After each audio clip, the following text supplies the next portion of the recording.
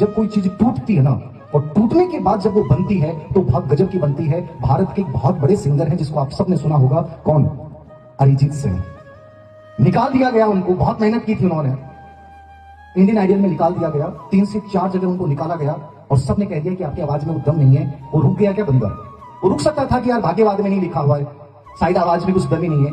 उसने अपनी आवाज को, उनका इंटरव्यू सुनना, मैंने अपनी आवाज को कम से कम 100 बार तोड़ा है, अपनी आवाज को 100 बार तोड़ के, और वो व्यक्ति आज कितना बड़ा बना है आप सोच सकते हैं।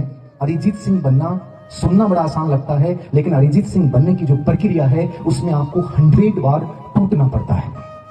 और वो टूटन हमारे अपनों से भी होती है, हमारी कमियों से भी होती है, हमारे रिश्तेदारों से भी होती है और बहुत सारे डिस्ट्रक्शन से भी होती है।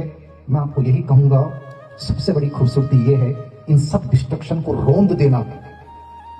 कोई भी आए, कितना भी बड़ा डिस्ट्रक्शन आए, कोई लाइफ में बहुत खूबसूरत लड़की भी आए या खूबसूरत लड़का भी आए, छोड़ देना, हटा देना एक बार, और पूरी मेहनत जो तुम 2 से 3 साल उस प्रोजेक्ट पे लगाना, और उसको बनने के बाद जो खूबसूरती तुम्हारे व्यक्तित्व में आएगी ना, वो पूरी दुनिया को आकर्षित करेगी। और यदि तुम उस एक खूबसूरती के चक्कर में रुक गए ना, मैं फिर कह रहा हूं, गलियों में घूमोगे, कोई छोटी सी दुकान खोलोगे, कहीं कदर नहीं होगी, कोई इज्जत नहीं होगी, कोई नहीं बुलाएगा।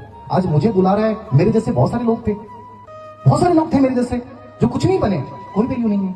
मैं बन गया, आज मेरी भूमिकाएं गढ़ी जा रही हैं, मैं नहीं बनता, मेरा भी कोई इतिहास नहीं होता। कौन जानता कि 10वीं में सप्लीमेंट्री है? कौन बताता? कोई बताता नहीं। आज वो मेरी कमजोरियां आपको बताई जा रही हैं। क्यों बताई जा रही हैं? कि मैं एक सक्सेसफुल पर्सन बन गया, इसलिए आज मेरी कमजोरियां भी अच्छाइयां बन रही हैं। लेकिन कितने सारे बच्चे होते हैं जो बहुत इंटेलिजेंट होते हैं, उन्होंने बहुत अच्छाइयां थी, लेकिन जब जिंदगी में वो कैरियर में सफल नहीं होते हैं, कोई उनकी अच्छाइयों की बात नहीं करता है, चाहे आप कितने बेहतरीन इंसान रहे हो। इतिहास इस बात का गवाह है। इतिहास पढ़ते हो आप सब लोग, इतिहास से बड़ा प्रेरणादायी कुछ भी नहीं है। हम सब जानते हैं औरंगजेब बेकार था, क्रूर था। दारा सिको जो था वो बड़ा अच्छा व्यक्ति था। पूरे भारत की भावनाएं थी, जनता की भावनाएं थी कि दारा सिको राजा बनना चाहिए। बना क्या दारा सिको? नहीं बना। दारा सिको का गला काट के पूरी जनता के सामने दिखा दिया गया। तुम्हारी भी स्थिति वही है। इतिहास सबसे बड़ा दर्पण है। अच्छा होना इंपॉर्टेंट नहीं है।